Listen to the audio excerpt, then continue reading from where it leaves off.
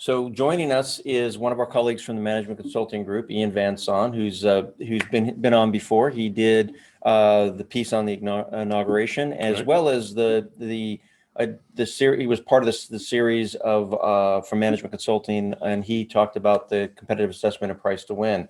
So today, Ian's going to talk to us about Francis Scott Key and the Star-Spangled Banner, while Dick and I enjoy some American cookies. Yes, absolutely. So Ian, over to you.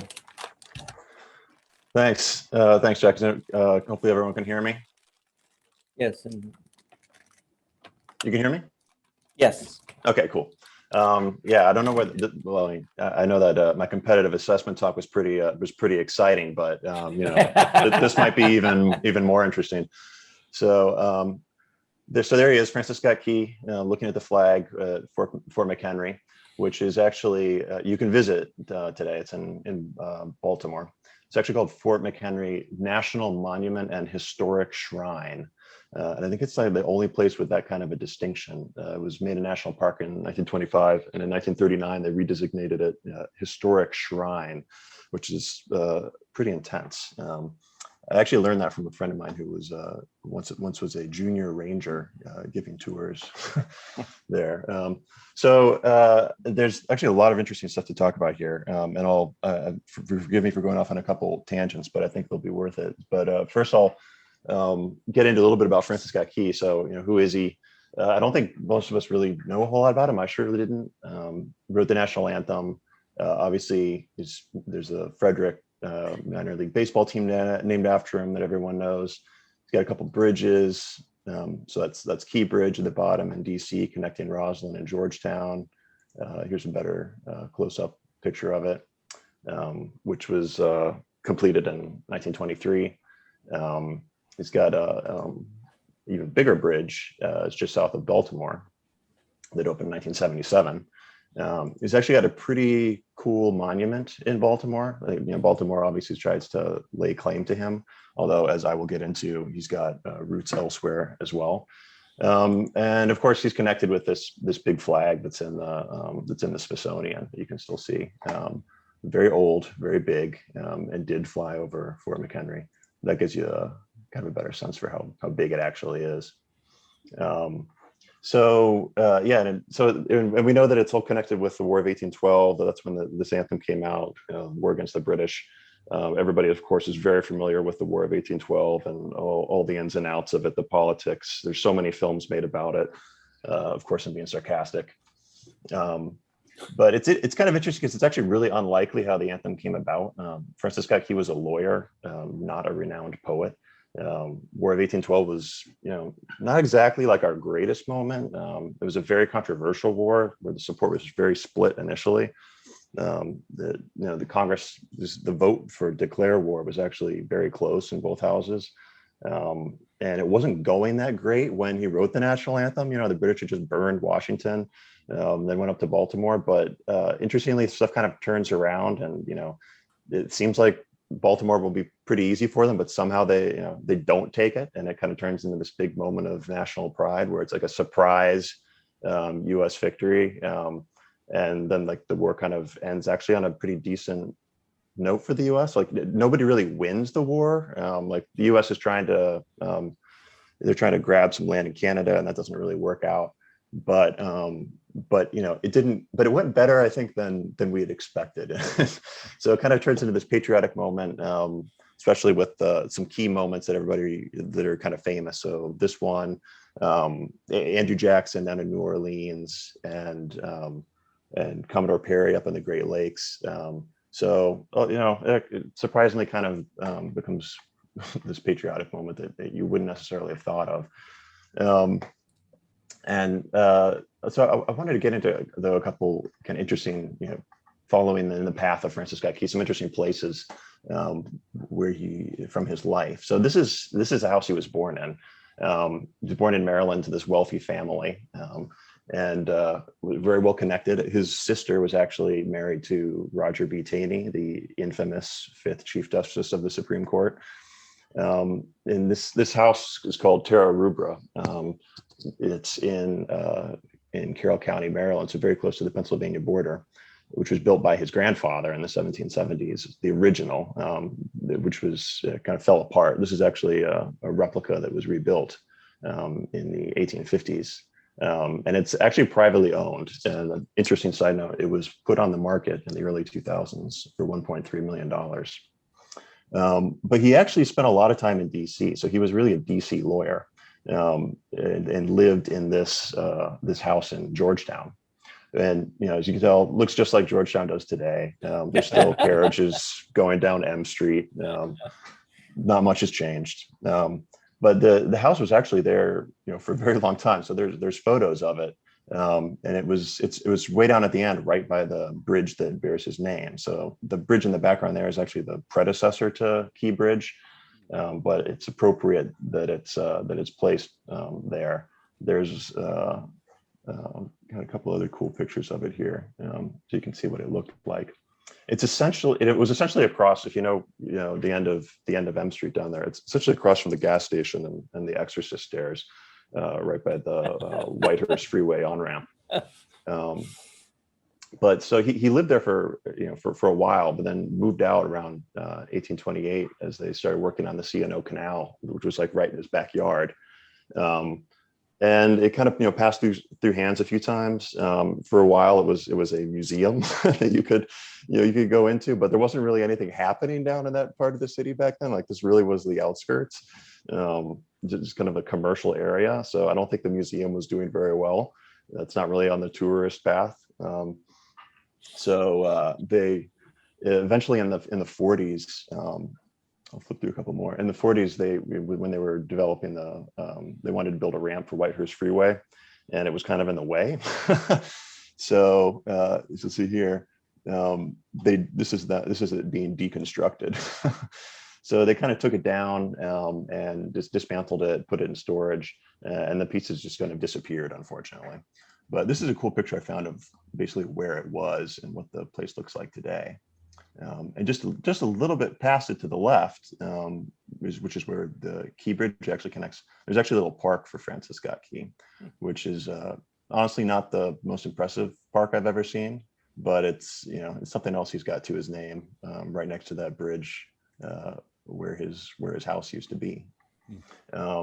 So another place that's connected with him in DC that's really pretty interesting is the Woodley Mansion. And this one is still standing, and he definitely hung out there because this house belonged to his uncle. And this really kind of illustrates how Francis Scott Key was really from the Maryland landed aristocratic class. So this house was built in 1801 by his uncle Philip Barton Key, and today it's part of the Murray School, which is in Woodley Park. So Woodley Park, the neighborhood of DC where the zoo is, actually takes its name from this house, the Woodley Mansion. And it's still there as part of the school. And his uncle was actually way more interesting, I think, than Francis Scott Key.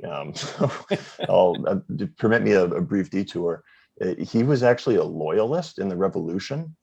So he broke with his brother, who was the father of Francis Scott Key, who joined the Revolution. Meanwhile, Philip Barton Key, joined. So they fought on opposite sides. So Philip Barton was fighting for the British. He actually, interestingly, was captured by the Spanish at one point during the war and was in jail in Havana for a bit. But eventually, the war ends. He has to go to England, where things actually work out really well for him. He gets compensated for the land that he lost in America, takes up his law studies again, and then he actually returns in 1785 back to Maryland, and somehow manages to just rejuvenate his reputation.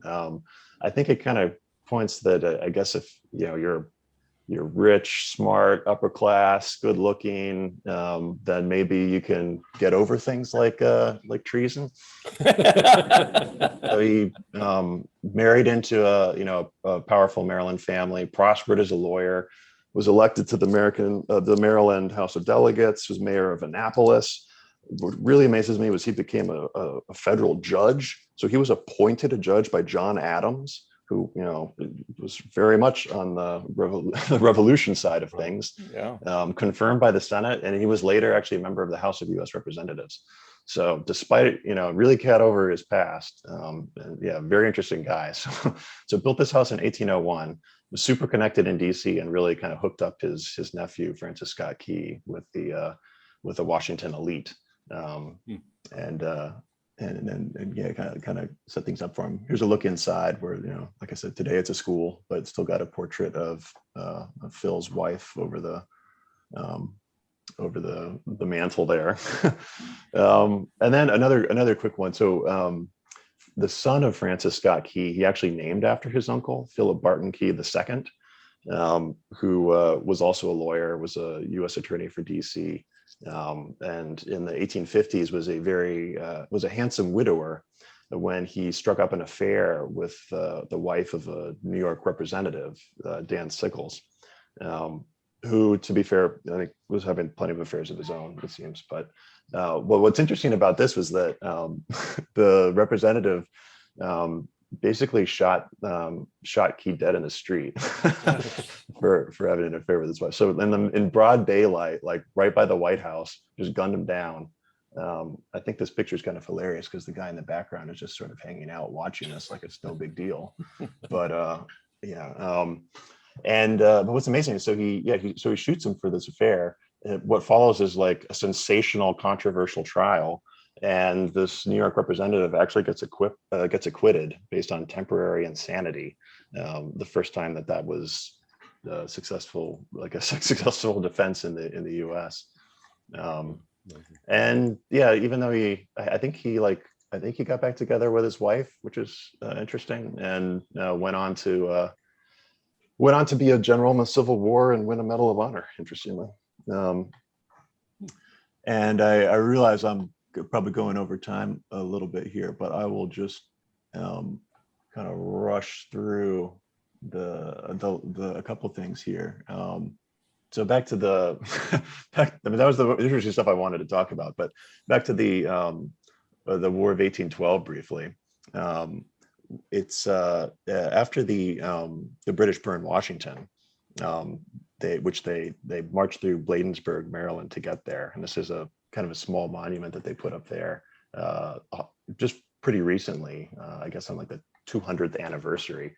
I don't think it was a place they really, it's not really a battle that's too memorable since the US lost, but they came down to Washington, burned the White House. I thought this was a pretty cute tweet that the British Embassy put out for the anniversary of that.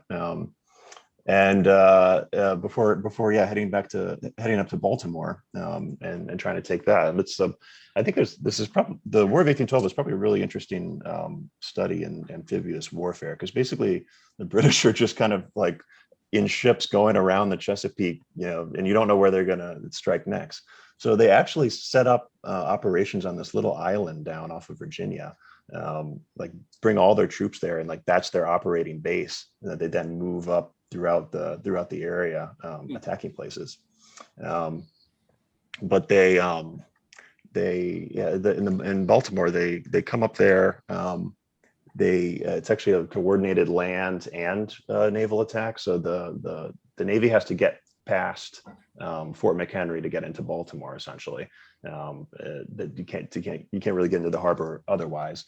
The land army, meanwhile, marches and tries to take it from the side. They actually are doing okay, but the American troops kind of retreat back to Baltimore. But the kind of one of the big turning points, besides not being able to take Fort McHenry, is that the British leading commander of the land forces gets killed, and this is like really demoralizing. So they basically kind of, I think, pack it up when they realize, like, well, we lost our general, we can't get past this fort. So they ended up just kind of throwing in the towel. But it's kind of this big kind of turning point in the war. This is the monument in Baltimore to the Battle of Baltimore that's there today. Here's Fort McHenry today, which, as I mentioned, you can visit the historic shrine. And then I'll just end on this. This is actually a statue of Francis Scott Key in the cemetery where he's buried, which is outside Frederick, Maryland. So yeah, an unlikely poet, Not really a poet at all. And also an interesting aside is that the poem he wrote actually has like 4 verses. So we only sing 1 in the national anthem, but there's more to it if you care to look into it. And yeah, a sort of unlikely, patriotic national pride movement that comes out of this conflict. And with that, I will pause, and I think turning it over to Paul to talk about the rocket's red glare. Yeah, actually, it's that was very interesting. Fascinating. Yeah, it's fascinating stuff. Yeah, I mean, if you think there was sarcastically not a lot of films about the War of 1812 here, there were probably 0 in the UK. It's not one of our, best moments. Weren't they troubled with the little French guy at the time too? Yeah, we did have that problem with him. We did. Yeah. Monsieur Le Pognon. Yeah. Yeah. So